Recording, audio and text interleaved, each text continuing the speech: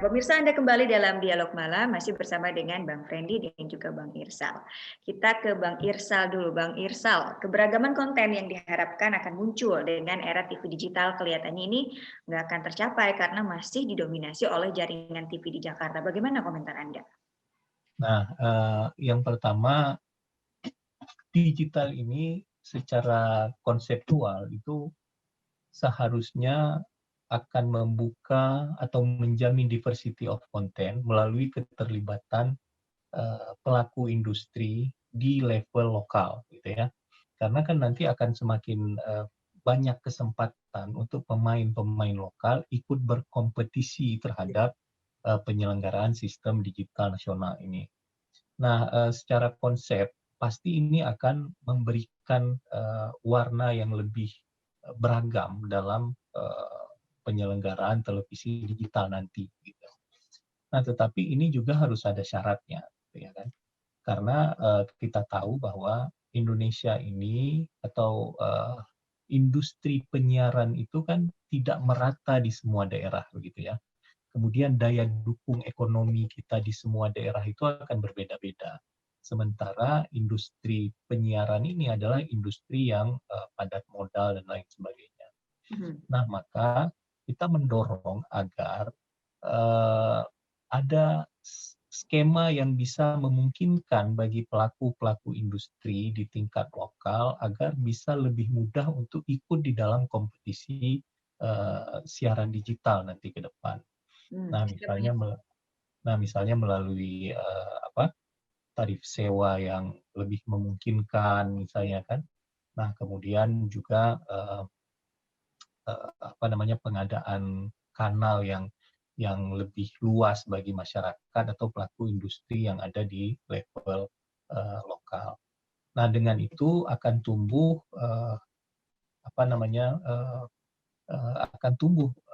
konten lokal yang lebih beragam di daerah. Nah, terus kemudian sebenarnya keberadaan televisi digital di tingkat lokal ini akan membuat ekosistem industri penyiaran kita lebih luas, begitu ya. Akan ada ekosistem baru terhadap industri penyiaran, khususnya di daerah-daerah. Karena ini kan akan ada rantai pasoknya, begitu kan. Siaran ini kan atau televisi itu ada proses produksinya, ada pengadaan infrastruktur, kemudian SDM dan lain sebagainya, yang itu akan menghidupkan industri-industri kreatif di daerah, begitu. Akan ada rumah-rumah produksi yang menyuplai konten kepada televisi, akan ada banyak orang yang bisa lebih banyak terlibat di dalam industri ini, memberikan manfaat ekonomi buat orang-orang tersebut. Jadi sebenarnya ini tidak hanya memberikan kesempatan terhadap keberagaman konten, tetapi akan membuat ekosistem yang baru terhadap industri penyiaran nasional. Kalau selama ini kita akan selalu berpikir bahwa industri penyiaran itu kan adanya di Jawa, di Jakarta, yang daya dukung ekonominya baik kan seperti itu. Nah, dengan digitalisasi ini nanti kita harap di daerah-daerah akan tumbuh juga ekosistem industri baru melalui itu tadi, begitu. Asal ya skemanya memungkinkan, gitu ya. Artinya karena banyak pemain-pemain di level lokal itu yang mungkin secara kemampuan finansial kan berbeda dengan pengusaha korporasi besar, begitu kan. Nah, harus ada skema yang fair juga buat mereka untuk ikut andil di daerah sehingga mereka bisa ikut serta. Nah, karena memang begini ya, digitalisasi ini merubah lanskap penyiaran Indonesia. Kalau sekarang itu kan kita lihat televisi itu kan sistemnya vertikal, dia yang punya pemancar, dia yang punya infrastruktur, dia yang mengadakan konten dan sebagainya. Nah, industri digital nanti dimulai, dia akan bersifat horizontal. Artinya penyelenggara MUX itu menyediakan infrastruktur, kontennya itu diisi oleh banyak penyelenggara yang lain, gitu kan. Sehingga orang bikin TV itu kan makin mudah. Kalau sekarang mesti bikin pemancar, itu biayanya berapa? Ke depan kan nggak, dia hanya perlu sewa saja, dia mikirin konten yang menarik itu seperti apa. Nah, skema itu yang nanti perlu diatur sedemikian rupa sehingga pelaku-pelaku industri penyiaran di level lokal itu bisa ikut berkompetisi bersama. Ya, berdaya saing mereka. Bang Irsal, banyak TV baru yang masih tidak berafiliasi dengan TV Jakarta, yang masih tertahan izinnya nih. Apa yang akan dilakukan oleh KPI? Nah, kita selama ini mendorong dan terus berkoordinasi dengan Kominfo, terutama terkait, karena gini, perizinan ini kan terkait dengan aturan gitu ya. Jadi sistem perizinan yang ke depan ini kan kita sudah mulai berubah gitu ya. Ada skema perizinan yang harus disesuaikan dengan Undang-Undang Cipta Kerja. Ya. Nah, prinsip utama Undang-Undang Cipta Kerja itu sebenarnya mempermudah perizinan, gitu kan? Mempermudah akses perizinan bagi siapa saja, memperingkas prosesnya juga, gitu.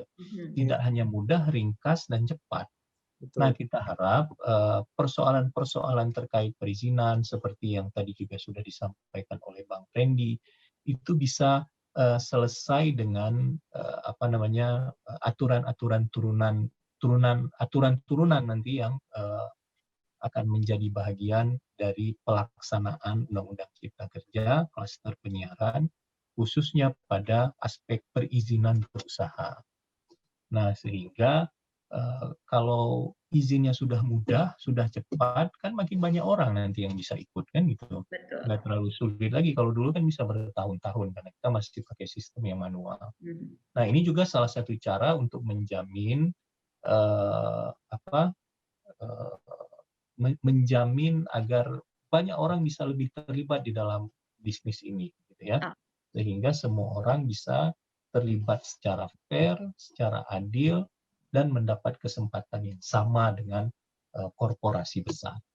Nah, saya ingin ke Bang Randy. Berkaitan dengan tadi yang sudah disebutkan oleh Bang Irsal juga dalam Undang-Undang Omnibus Law atau Cipta Kerja ini intinya itu adalah mempermudah perizinan. Nah, apakah APSDI sendiri merasakan kemudahan ini, terutama dalam proses perizinan TV di daerah-daerah yang masih di-hold sejak tahun 2014 lalu? Ya, kalau ditanya merasakan, ya pasti merasakan, Mbak. Ya, kita hanya bisa mengharap dan optimis. Bagaimanapun kita harus mendukung pemerintah untuk memberi saran-saran yang terbaik bagaimana supaya pelaksanaan atau implementasi terhadap undang-undang itu dapat berjalan dengan baik. Saya pernah baca buku Mbak menyampaikan seperti ini. Ini buku sudah sangat lama. Ada kata-kata yang menyampaikan, berikanlah hakim yang terbaik bagiku, maka seburuk apapun undang-undang, maka ada rasa adil bagiku. Melihat dalam hal implementasi undang-undang ini, tinggal bagaimana perspektif pemerintah dalam menjalankannya. Hati nuraninya berbicaralah untuk bagaimana melaksanakan sistem perizinan itu lebih dipermudah. Ya kan? Bagaimana banyak peluang-peluang usaha yang semakin terbuka. Nggak rugi kok mereka memberikan izin kalau memang sudah memenuhi syarat, kan seperti itu. Dan di mana semakin banyak peluang usaha terbuka, roda perputaran ekonomi lebih berjalan. Ya kan, penyerapan tenaga kerja semakin banyak, tingkat pengangguran makin berkurang. Nah, seperti itu. Jadi harus mereka juga kita berharap dan optimis lah ya, dan mendorong dengan optimis kepada pemerintah dengan melakukan implementasi sesuai dengan tujuan awal dibentuknya Undang-Undang Cipta Kerja ini atau Undang-Undang Omnibus Law. Bagaimana perizinan yang dulu sangat rumit, sekarang lebih dipermudah.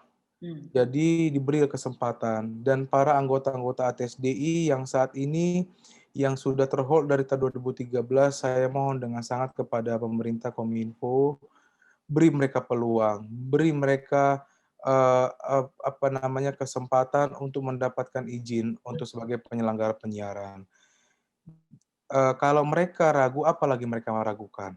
Dari awal, ini bukan dikatakan rahasia umum, ini sudah dikatakan bukan rahasia lagi ya, publik sudah mengetahui ini ya, dari awal kita bukan meninggikan atau seperti apa, memang ATSDI dari awal selalu berjuang bagaimana teknologi penyiaran di Indonesia ini yang sudah terlambat, bagaimana mereka mendorong agar ini tercapai. Karena keuntungannya bukan bagi industri saja, tapi keuntungan bagi negara. Dan kita juga pada saat yang bersiar ketika pada saat sebelum selesainya undang-undang ini, kita tetap mendorong kok. Kita tetap bersiar, ya kan? Kita nggak pernah nyerah dengan akan ini. Apalagi mau diragukan dari anggota-anggota TSDI ke siapa mereka. Tolonglah, saya berharap kepada Kominfo, beri mereka kesempatan, dan saya berharap juga kepada pemerintah, tidak hanya Kominfo tapi KPI, dorong Bang, KPI pusat juga untuk bagaimana supaya ASO ini lebih terwujud. Ya kan? Dengan kalian juga bisa menyiapkan program-program kalian, bagaimana mensosialisasikan di daerah kalian. Ya kan? Sebenarnya kalau bagi saya ya, dalam hal sosialisasi yang paling penting, kan memang ketua yang dipegang oleh KPI pusat, apa istilahnya, ketua ASO ya dikatakan ya, Tim Digital Nasional. Tim Digital Nasional.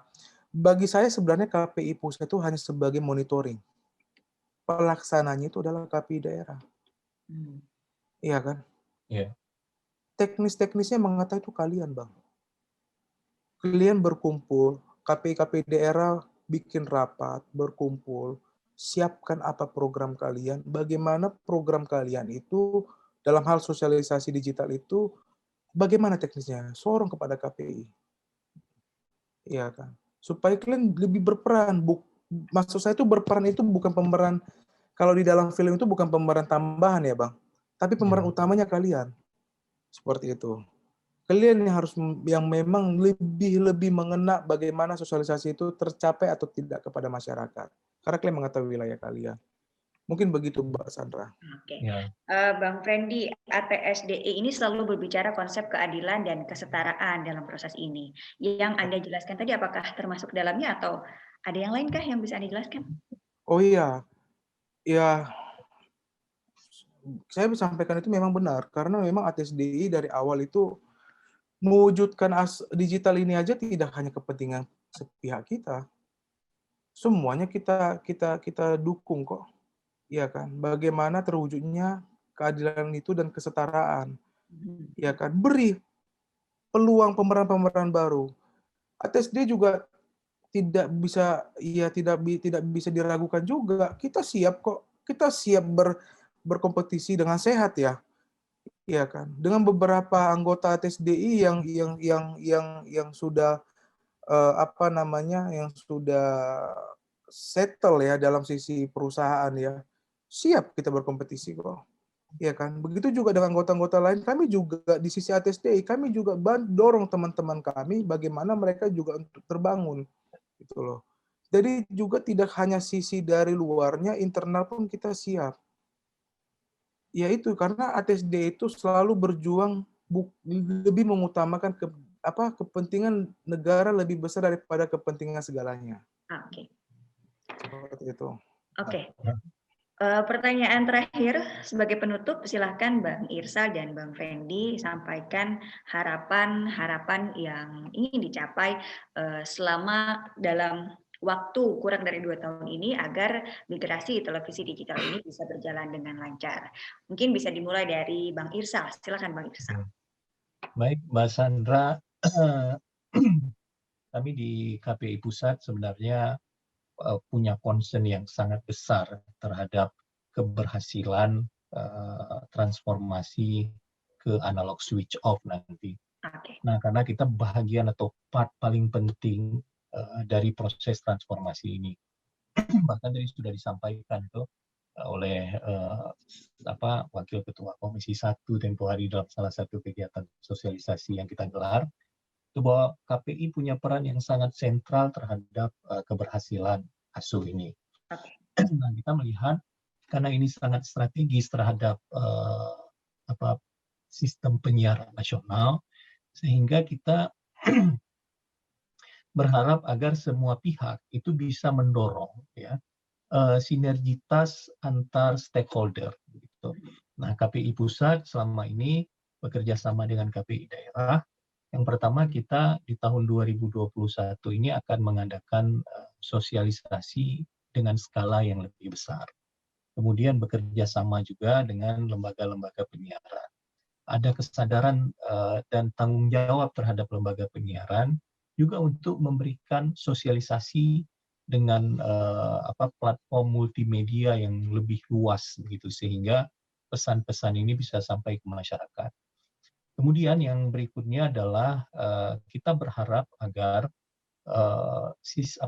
penyelenggaraan digitalisasi penyiaran ini merupakan salah satu peluang bagi pertumbuhan industri penyiaran yang lebih baik di masa depan. Ya. Karena pertumbuhan ekonomi ini akan bisa menjadi sumber baru terhadap peningkatan kesejahteraan masyarakat. Gitu. Sekali lagi bahwa digitalisasi ini bukan hanya sekedar alih teknologi saja, begitu. Ya. Bukan hanya soal alih teknologi saja, tapi digitalisasi ini adalah persoalan ekonomi, persoalan sosial, dan lain sebagainya. Sehingga ini harus ditangani secara sangat baik oleh banyak pihak yang punya concern yang sama terhadap ini. Dan terakhir, kepada pelaku industri penyiaran, khususnya teman-teman di ATSDI, KPI pusat mendorong agar ATSDI ini sebagai salah satu organisasi penting dalam penyelenggaraan digital ke depan berperan lebih aktif, gitu ya. Kita tahu bahwa ATSDI sudah lama menyuarakan ini. Nah, kita harap ke depan ATSDI ini adalah lembaga penyiaran yang paling siap untuk mengadakan digital, ikut dalam kompetisi digital, tetapi juga ATSDI kita harap mampu memberikan suasana lokalitas yang lebih baik, ya, sehingga konten lokal, informasi-informasi masyarakat lokal itu juga mendapat tempat di dalam pelaksanaan digital ke depan. Yang terakhir adalah digital ini masa depan penyiaran Indonesia, itu yang harus dibahas. Terima kasih Mas Andra. Terima kasih Bang Irsal. Silakan Bang Fendi. Singkat saja. Semua statement disampaikan Bang Irsal saya rasa sudah banyak ya mewakili ya. Ya. Okay. Saya cuma sampaikan kembali lagi, digital itu merupakan prestasi negara kita. Undang-Undang 11 tahun 2020 merupakan prestasi bangsa kita.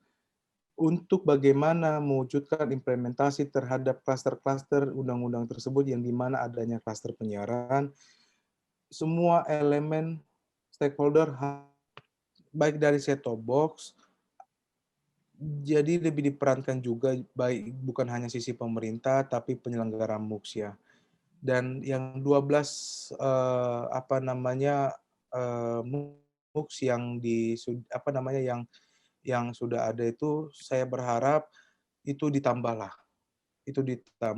dan juga yang 12 MUX itu lebih dibuka untuk penyelenggara MUX-nya dibuka secara lelang terbuka. Apapun yang dimintakan pemerintah, kayak tadi kata abang kita dari KPI Bang Irsal, untuk menyiapkan konten-konten daerah, kami siap, Bang. Kami siap. Karena dari awal bagi kami, penyiaran itu untuk mencerdaskan rakyat bangsa Indonesia. Bagaimana terwujudnya informasi-informasi yang sehat, informasi baik yang untuk memberikan kemajuan bagi masyarakat, maupun terhadap, karena kami mengetahui keberhasilan digital ini juga dapat mewujudkan untuk sektor-sektor UKM-UKM, termasuk juga di daerah. Konten-konten daerah itu kami akan siap, Bang. Untuk demi yang terbaik, ATSDI pasti akan dukung. ATSDI pasti akan di depan untuk mendorongnya bagaimana penyiaran digital itu lebih bermanfaat. Mungkin itu bisa saya sampaikan untuk sosialisasinya, elemen masyarakat baik dari kampus, KPI daerah, pemerintah daerah juga diperansertakan untuk mensosialisasikan digital itu seperti apa. Demikian Mbak Sandra. Baik, terima kasih Bang Irsal Lambia dan juga Bang Friendly Siahaan atas waktunya berbincang dengan kami dalam dialog malam kali ini. Betul bahwa digitalisasi ini adalah sebuah keniscayaan dan juga bukan hanya alih teknologi saja, tapi juga berkaitan dengan faktor untuk mendorongnya roda perekonomian dan sebagai prestasi bagi sebuah bangsa. Nah, semoga apa yang tadi diharapkan dan tadi didiskusikan ini bisa bermanfaat untuk masyarakat kita dan juga semoga kita bisa berdiskusi lagi di lain waktu, Bang Irsa dan Bang Fendi. Siap, Ya, insya Allah. Nah, untuk itu saya Santa Andriani pamit undur diri. Selamat malam dan wassalamualaikum warahmatullahi wabarakatuh.